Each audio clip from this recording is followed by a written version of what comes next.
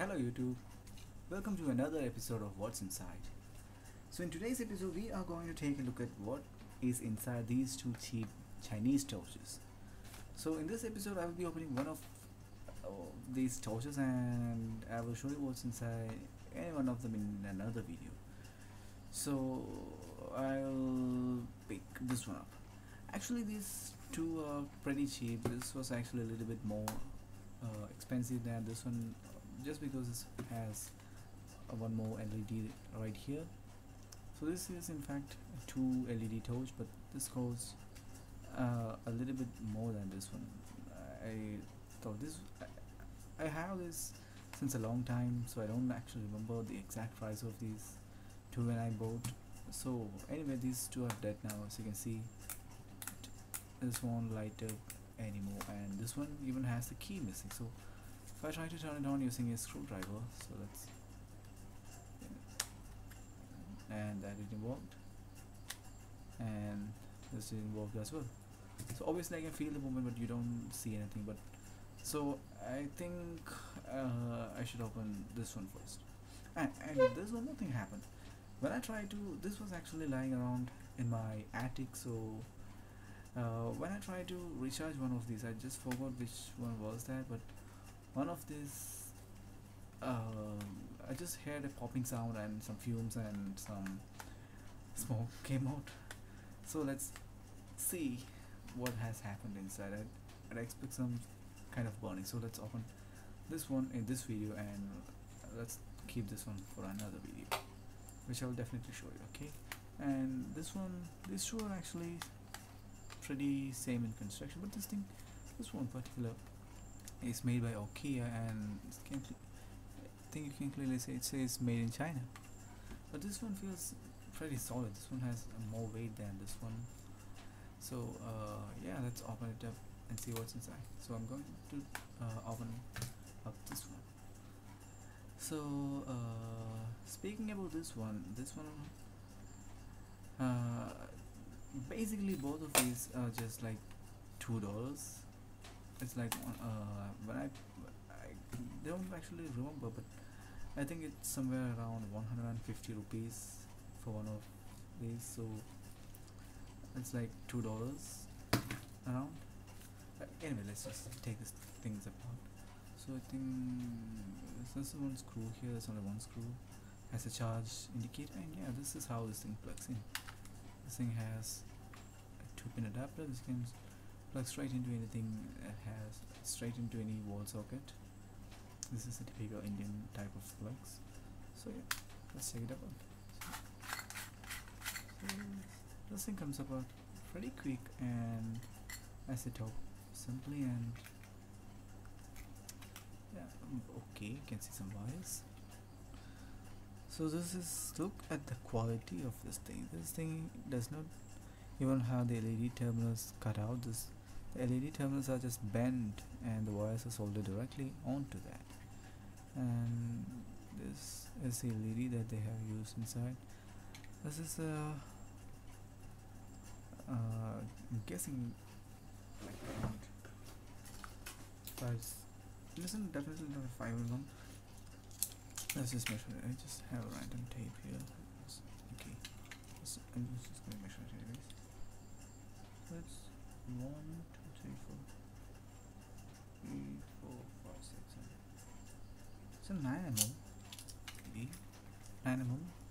Perhaps I may be wrong, but just that's what this Chinese cheap scale tells me.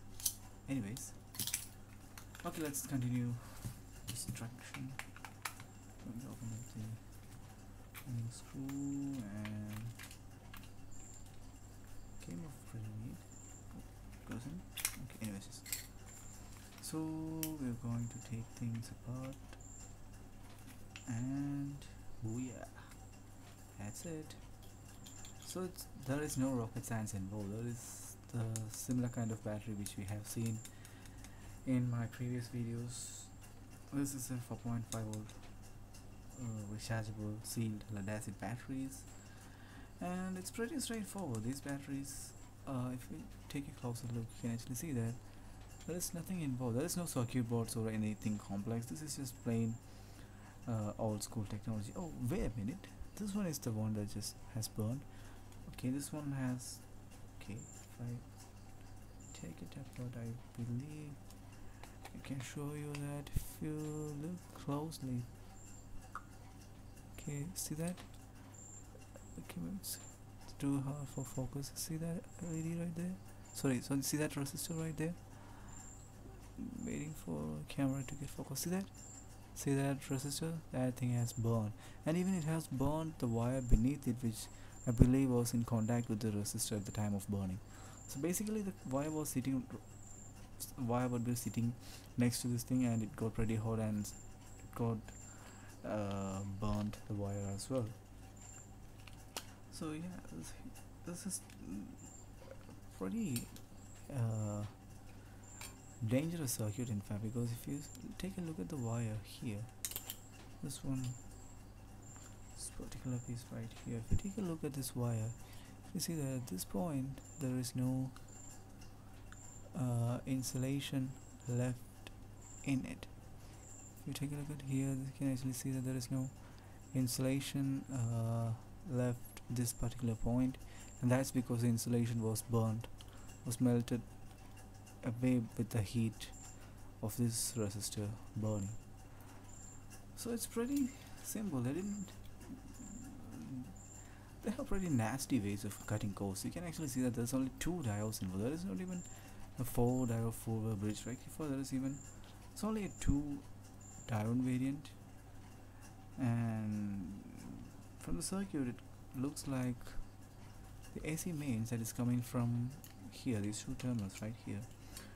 One of the terminals goes straight to this series dropping capacitor, which has a bleed resistor attached to it,